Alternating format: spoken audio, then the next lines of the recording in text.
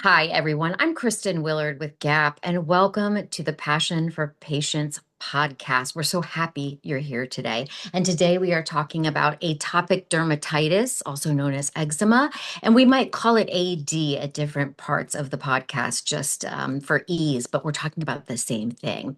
So in 2025, this condition really remains one of the most common and most burdensome chronic inflammatory skin diseases all over the world. And our goal is to provide clarity, support, and also up-to-date information for patients and caregivers across all age groups and all regions of the world. So joining us today, we're so happy that she is with us again, is Dr. Karen Rance, and she is the Chief Medical Officer at GAAPP. Thank you for being here. Thank you, Kristin. I'm looking forward to it. Great. So let's dive in. Okay. So we're going to start with the basics of AD, just understanding atopic dermatitis, what it is, and how common is it. So can you give us the basics? What is AD and how is it different from other skin rashes we might see? Yeah, it's a great place to start. So atopic dermatitis, it's a chronic inflammatory skin condition, and it's really marked by dry, itching, inflamed, or swollen skin. And it typically it flares up periodically, often unpredictable, but in a different time spans here versus there. So we do see it periodically. It often starts in childhood, but it can persist, and it can also begin in adulthood too. So unlike contact dermatitis, which is a skin reaction when one comes in contact with like silver or something along that line, or nickel or something along that line. Atopic dermatitis is caused by an overactive immune system. So there's a distinction between atopic dermatitis and contact dermatitis. That's really important too. So, and you're tying this then to our immune system working in overdrive. Yes. That's helpful. Yes. How common is AD around the world? Well, there's about, the latest estimate's about 230 million people, adults specifically, that live with this worldwide. So it affects up to 20% of children. Wow. And up to 10% of adults. So it can vary based on socioeconomic level and region of the world of which someone lives. But we do see that there's a rising prevalence occurring in the urban or densely populated areas in the world. And those places are also industrialized. The thought is because of increased exposure to allergens. That makes sense. Let's talk then about how you find out for certain that you have AD, right? About how this is diagnosed. So in this, we're talking about 2025, this, I say the modern era of treatments and diagnosis. How are people being diagnosed?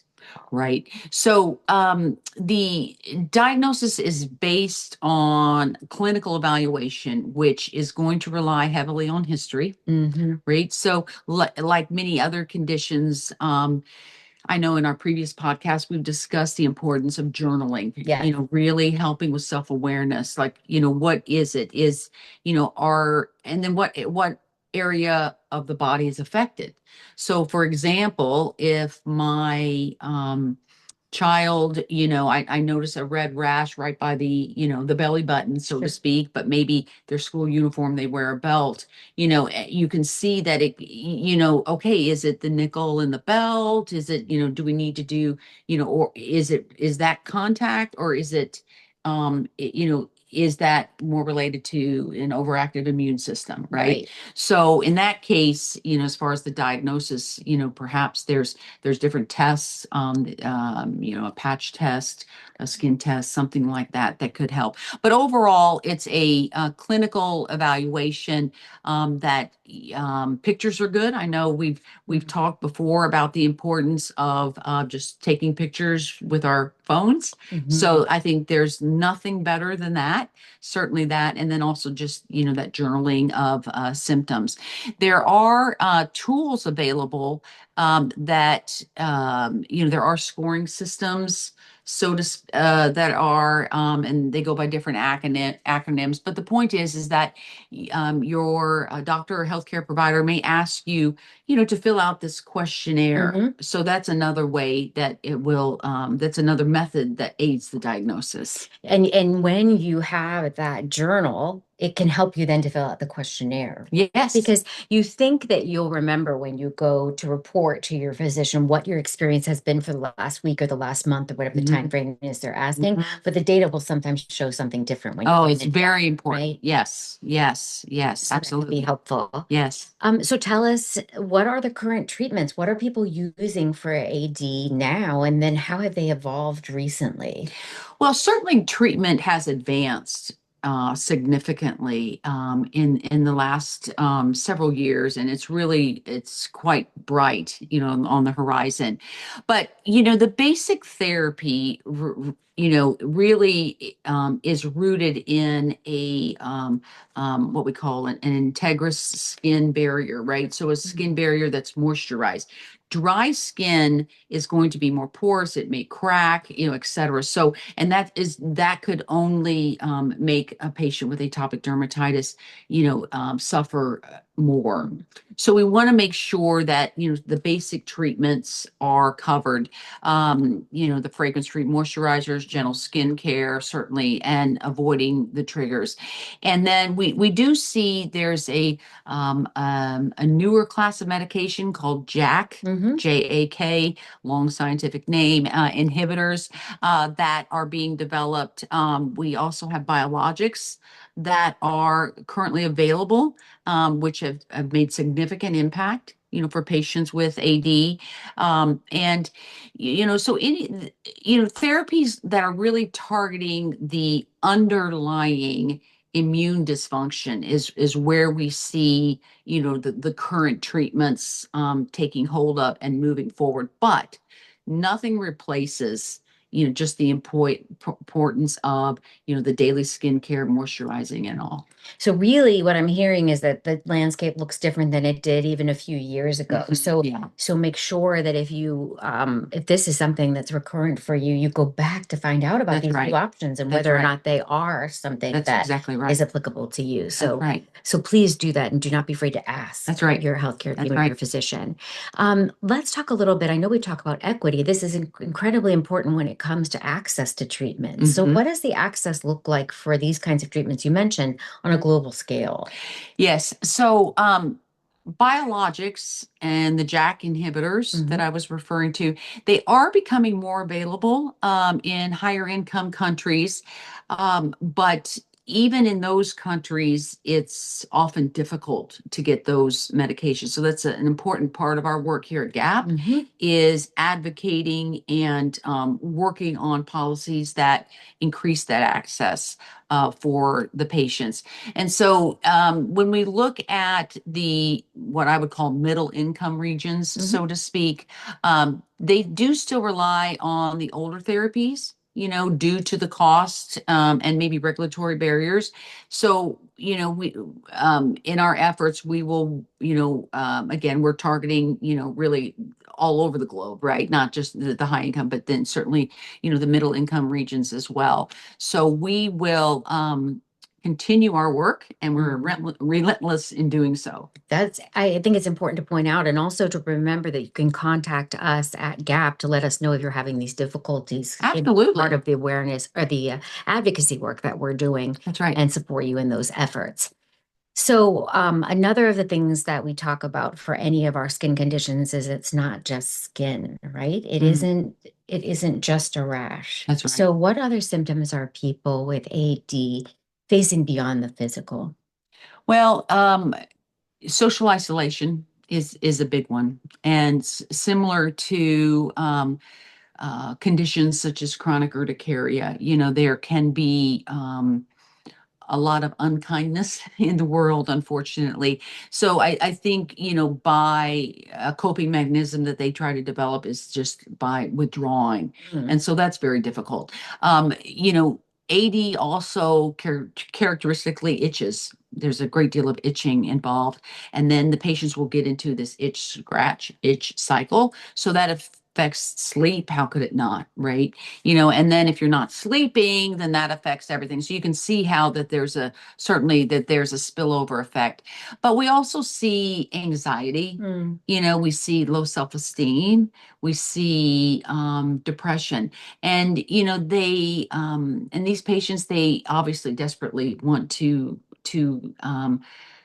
get better and willing to try. And so, a part of our message today is just that for patients to be aware and not give up. And as you made a good point that if you haven't had a conversation with your doctor or healthcare provider, in the recent years, it's worth revisiting because there are newer treatments. Yes. And please do not feel shame in then talking too about some of these mental health impacts that you're experiencing, right? Mhm. There is no shame in experiencing that. Of course, you would feel anxious if Right. you have that incessant itch, Right. etc. So that's part of this condition. Share that with your healthcare Mhm. provider. Right, exactly. So let's talk then about all of these symptoms. How can we better track them and manage them more effectively? We talked about making sure we're journaling, right? Right. So we also talked about just maintaining a good skin regimen, so to speak. And so whatever that looks like, if whether the topical treatments or what have you, that you're remembering to take those meds. I go back to the digital trackers. Mm. There's apps that are much more popular now than they have ever been, and they present an easy way to log when symptoms are worse. And then you have that information with you when you talk to your doctor. And then updating the photos, right? Yeah. Really try to create a photo library and keep them. So, it again will empower your own awareness, but then you can articulate and communicate that much easier. Oh, it's so much better when they can see it, right? Absolutely. That Absolutely. really helps. Tell me a little bit about how GAP supports this huge global community of people with Yeah. atopic dermatitis. Well, that's certainly the heart of the work that we are doing. And so GAP offers educational toolkits, that can be accessed on the website, certainly printed, shared, and the like. Webinars, certainly we're doing this podcast discussion now. And advocacy resources, developing those in multiple languages because we are realizing, which we have also alluded to, the nuances of different regions, and so we're very sensitive about that and kind of having a broad approach. Making sure we have those in different languages Absolutely. too. And so another thing that people may not know about is that for our member organizations, we run a series of success programs, they're called. And really they're focused on capacity building, providing these organizations with a community of like-minded, like-skilled organizations from all over the world where they can get together, share best practices, and also work on projects together across education, advocacy, research, and awareness. And so atopic dermatitis is one of those success groups. We have them for CU, COPD, bronchiectasis. So That's important. Thank you for yeah, so it's bringing nice. it. Yeah. Nice that these, in addition to the patients having a home, then those member organizations That's do right. as well. That's right. That's right. So I love this topic. Let's talk about living well with AD and how you can do that. And lifestyle management is so important. It is. So can you share some tips that might help people who are experiencing this right now? Absolutely. So, starts with moisturizing. I know I've mentioned that a couple times, but it's so important. And I'll be honest with you, you don't have to have like super fancy, expensive creams. I'm telling you, at the end of the day, Vaseline or, just something that's available because you may live in an area in the world where, perhaps some of the, only the basic emollients are available. And I say thumbs up That's great. I think also to use fragrance-free soaps and detergents, to the extent possible. And they're readily available for the most part, but it's so important. Even if you're not triggered at that one moment in time, again, we want to try to reduce, any possibility that would create a scenario where you may have a flare up. And then finally, avoiding scratching. I refer to what's called the itch, scratch, itch cycle. So itching is real and it's tormenting. But honestly, the more we scratch it, it just feeds into it. So that's where, talk to your doctor, get ideas from others who are also experiencing ED. What can you do? Sometimes, topically putting on something on the rash site will lessen, the symptom to help you get through that. Maybe you have an as needed antihistamine you've talked with your provider or your doctor about, that may be applicable, to use. But, it's certainly, all of those things are very important and they're doable. Right, and discuss those options, Yeah. right? Don't assume that you've reached the end of the road with what you can try, whether it's medications or lifestyle adjustments. So Right. just keep trying That's at it, right. right? That's right. So let's talk about improvement and, can someone's AD get better over time? It certainly can. It certainly can, especially with the treatments available and understanding, what your triggers are. Now, children may outgrow it, depending on age. And again, there's so many circumstances, so it's hard to have a definitive, there's no one size fits all, is what I should say. Makes sense. But, there are many who continue, even though they're diagnosed as children, to experience that, into adulthood, right? So this is where the treatment, the good skincare, some of these other kind of lifestyle management, which we're speaking of, are so important. And so then from the outside, how can those of us interacting with people with AD, whether they're family members, coworkers, colleagues, that type of thing, how can we better support them? I think the most important thing is recognizing, that it's real, that and having empathy, that it's not something the patient has chosen. It's not something they want. It's not something that anyone, is causing. So I really would want to be protective of shaming, those types, of patients because they're struggling. So supporting them, asking them, how can I help? What makes it worse? What can I help so those triggers are not there? And then, come up with something practical. So I think it all starts with understanding and just acknowledging that this is real. Open communication Yes, is key, it sounds like. absolutely. So we'll ask you again to look into your crystal ball and tell us what does the future hold? So what does the landscape look like in the next few years for people who are experiencing AD? Well, I think it is exciting, as we discussed. And I think as we see the evolving landscape, um, we hope to see treatments that would require less frequent dosing. So, because we talked about how insanely difficult it is, Yes. when you're trying to, whatever you're trying to take it, more than once a day kind Right. of thing. And even once a day can be challenging. The topical and oral therapies are also evolving. So certainly there are new non-steroidal creams and selective JAK inhibitors with therapies and barrier enhancing formulations that we're going to see. Options, right? That's the Option. key, more options. Yes. So there's hope then for you if you're experiencing this. Absolutely. And I think it's comforting to know that there are so many companies that are working behind the scenes to produce Yes, things that and that is exciting. And the global population that's being pulled in and really participating in these research study is much broader in their ethnicity and their regions. And so this will help us understand on a broader scope what treatments and how to personalize That's those. fantastic. That's what we need, right? More Yeah. people participating. So in closing, that you've been very gracious with your time with us. What's your message to people living with AED right now? We offer up, the resources that we discussed as additional ways to build an online community as well. But, your quality of life matters. So that's the message I want to get out. We can't say it better than that. So thank you so much.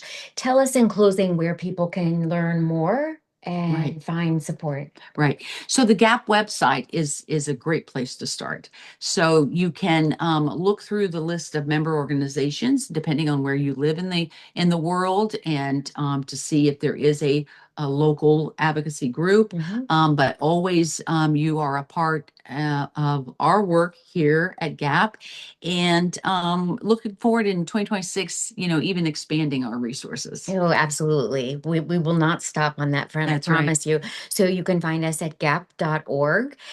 In closing, I just want to say thank you so much Of to course. Dr. Rance for being here today. For those of you watching or listening, we appreciate your time and we hope that you found this helpful. And we will see you all on the next Passion for Patients podcast. Have a wonderful day.